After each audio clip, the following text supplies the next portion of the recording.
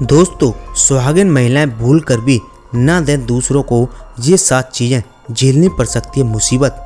दोस्तों, हिंदू धर्म में सुहागिन स्त्रियों को देवी माँ का स्वरूप माना जाता है और इसके सुहाग के सामान को देवी माँ का आशीर्वाद समझा जाता है। इसलिए इन चीज़ों का संभाल कर रखना बेहद जरूरी होता है, मगर कई बार जाने अनजाने हम इस पर ध्यान नहीं देते, जिसके चलते आपको खामियाजा भुगतना पड़ सकता है।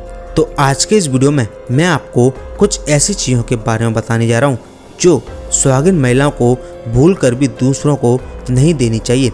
दोस्तों, आगे बढ़ने से पहले आप सभी से एक रिक्वेस्ट है कि अगर आपने चैनल को अभी तक सब्सक्राइब नहीं किया है तो चैनल को सब्सक्राइब जरूर करें, साथ ही नीचे कमेंट बॉक्स में सच्चे मन से जय माता दी जरूर लिख दें। तो चलिए दोस्तों, जानते हैं वो कौन सी चीज़ें। नंबर 1, हिंदू शास्त्रों के अनुसार एक विवाहित महिला के लिए सिंदूर ही उसकी सबसे बड़ी पहचान होती है। इसलिए सभी सुहागिन स्त्रियों को इसका सम्मान करना चाहिए, मगर कई बार हम सिंदूर लगाते समय ध्यान नहीं देते हैं और कभी भी मांग भर लेते हैं। मगर इसका सही तरीका यह है कि सिंदूर हमेशा नहाने के बाद सिर पर पल्ला रखकर भरना चाहिए। नंबर 2, कई बार महिलाएं साज श्रृंगार करते समय अपने घर परिवार में मौजूद अन्य सुहागिन स्त्रियों का सिंदूर भर लेती हैं या उन्हें अपना सिंदूर दे देती हैं, लेकिन ये बिल्कुल गलत है। ऐसा करने से आपका सुहाग बढ़ सकता है और घर में कलेश हो सकता है। नंबर 3, विवाहित महिलाओं को कभी अपना काजल भी दूसरों से साझा नहीं करना चाहिए। ज्योतिष शास्त्र के मुताबिक ऐसा करने से पति का प्रेम आपके लिए कम हो सकता है। वही वैज्ञानिक दृष्टिकोण से ऐसा करने पर आंखों का इन्फेक्शन हो सकता है। नंबर 4, सुहागिन स्त्रियों को कभी भी अपने हाथ में पहनी हुई चूड़ियाँ किसी दूसरे को नहीं देनी चाहिए। ऐसा करने से आपका भाग्य कमजोर हो सकता है, क्योंकि चूड़ियों के साथ आपकी किस्मत भी दूसरी महिला की झोली में चली जाएगी।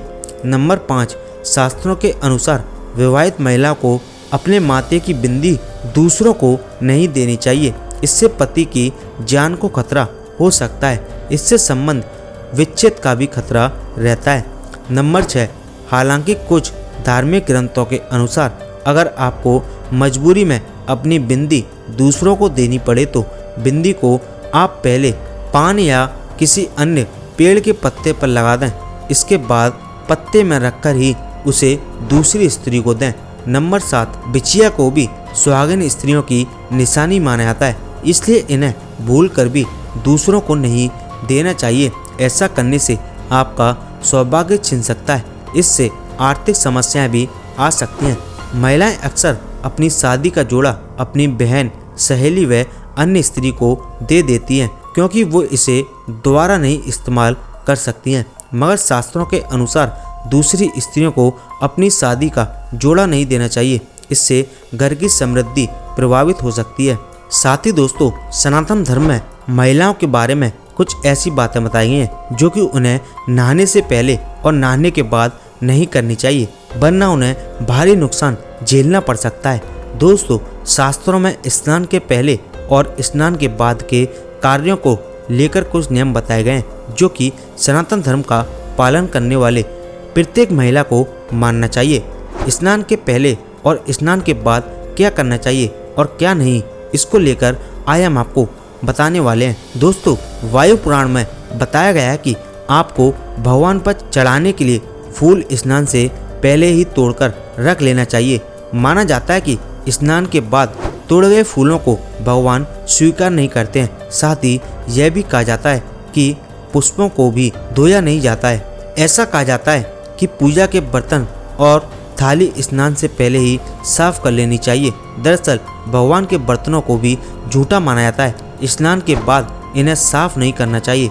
झूठे बर्तन के स्नान के बाद छूने से शरीर अशुद्ध हो जाता है। ऐसे में व्यक्ति का फिर से स्नान करना अनिवार्य हो जाता है। शास्त्रों में बताया गया है कि अगर आप शरीर पर मालिश करना चाहते हैं तो आपको वह स्नान से पहले ही कर लेनी चाहिए। भूल से भी नहाने के बाद मालिश नहीं करनी चाहिए। दरअसल तेल मालिश करने से शरीर से कई दूषित पदार्थ बाहर निकल आते हैं, इसलिए नहाने के बाद मालिश करने पर ये साफ नहीं हो पाते हैं। तो इस वजह से त्वचा के रोग होने की आशंका रहती है। यदि आप नहाने से पहले ही मालिश कर लेंगे तो नहाते वक्त सारे दूषित पदार्थ धुल जाएंगे। अगर आप स्नान के बाद रोजाना पूजा करते हैं तो पूजा करने से पहले आपको रसोई घर में नहीं जाना चाहिए। माना जाता है कि पूजा करने के लिए शरीर एकदम शुद्ध होना चाहिए, लेकिन रसोई में अक्सर झूठे बर्तन भी रखे रहते हैं, तो इस कारण पूजा करने से पहले रसोई में जाने से आपका शरीर अशुद्ध हो जाता है। एक बात आपको ध्यान देने की जरूरत है कि आपको स्नान करने के बाद ना ही अपने वस्त्र साफ करने चाहिए और ना ही भगवान के।